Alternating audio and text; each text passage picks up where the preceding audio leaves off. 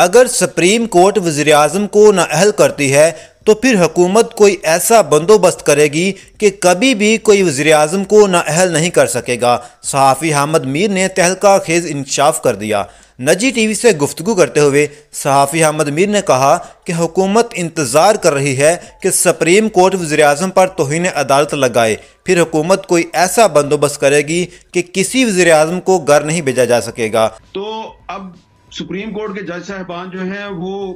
आइन और कानून के मुताबिक ही फैसला करेंगे, लेकिन हुकूमत को बड़ा इस वक्त यकीन है कि तौहीन अदालत की कार्रवाई के बाद सुप्रीम कोर्ट जो है बजाय कि इंतजार करे कि अब इलेक्शन कमीशन ऑफ पाकिस्तान जो है वो प्राइम मिनिस्टर ऑफ पाकिस्तान को डी नोटिफाई करेगा,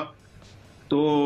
हुकूमत जो है वो उसका ख्याल है कि हम कुछ और ही कर देंगे और पाकिस्तान में एक नई तारीख रकम कर देंगे, जिसके बाद कि किसी वजीर आजम को डिस्क्वालीफाई करने का सिलसिला हमेशा के लिए बंद हो जाएगा और जो ये कार्रवाई करेंगे हम उनको इबरत की मिसाल बना देंगे। अब ये इनकी स्ट्रेटजी है।